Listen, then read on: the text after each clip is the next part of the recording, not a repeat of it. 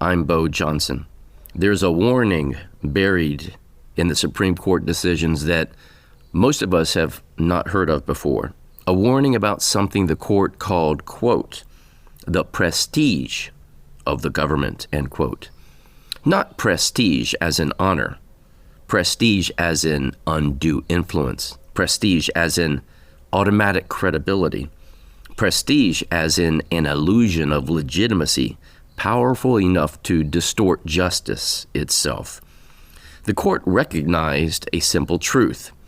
When the government speaks, people believe, not because the government proved anything, but because it is the government. And here's where the danger becomes real.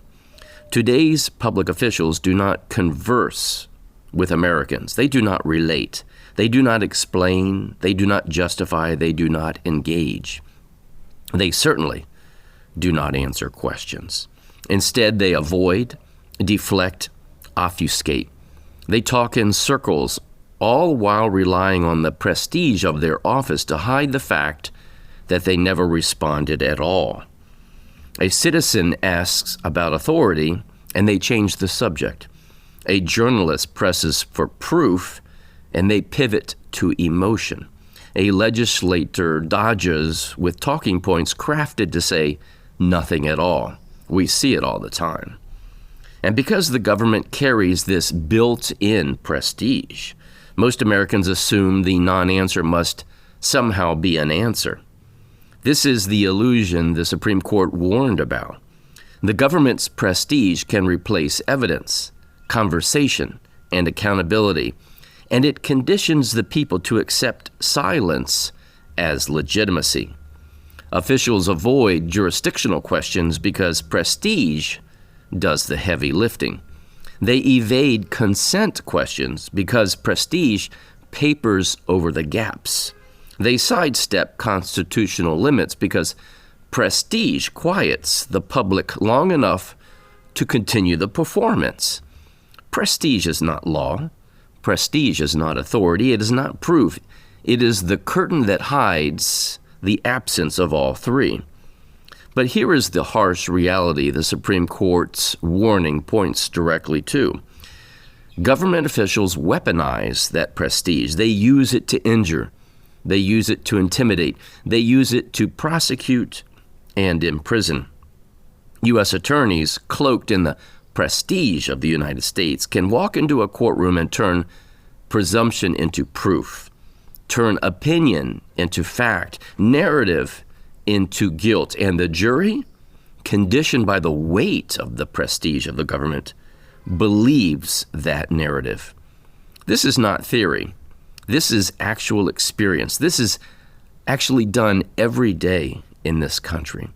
The prestige of the government was used to convict and imprison me. The prestige of the government was used to convict and imprison Orlando Carter. And this abuse does not happen only in federal courtrooms. It happens at every level of government. A city inspector walks onto a property and enforces something that does not exist. A rule never written, a standard never adopted, a requirement no law actually supports. And yet people comply. Why? Because he carries the badge. He wears the title. Because he is cloaked in the prestige the Supreme Court warned us about. And at every tier of government, from Washington, D.C. down to the smallest local office, prestige becomes a weapon. Because I said so. Because this is how it's done. Because that's the rule. Because I represent the government. No statute cited, no authority shown, no lawful foundation required. Prestige substitutes for proof, and the people obey. And that is why federal, state, and local officials avoid answering questions. The moment they answer directly, the illusion collapses. Ask a question and they retreat to talking points. Press for the statute and they cite none. Request delegation and they offer slogans. Demand jurisdiction and they shift to their narrative. They avoid because they cannot prove. They deflect because they cannot justify. They obfuscate because the truth dismantles their performance. And that is where the Liberty Dialogues stand. We ask the questions that prestige cannot support. And when Americans demand proof instead of watching the show, the prestige of the government loses its power. When the curtain falls, the illusion breaks, and the people reclaim the role the Constitution already assigned them, the authority in this nation, the final authority in this nation, not spectators beneath the glow of government prestige. And something else becomes impossible to ignore. Behind the polished speeches, behind the evasions and deflections, behind the prestige that shielded them for decades, we finally see the performances for what they are. In Spanish, there is a word that captures this perfectly: payaso, a clown. Because when an elected official avoids real questions, dodges accountability, recites empty talking points, and performs instead of governing, they are not leaders. They are actors in costume playing a role the public was conditioned to respect. And the truth is simpler and far more uncomfortable. Their act worked only because we believed it. The prestige only had power because we allowed it. The clowns only ruled the stage because we kept applauding.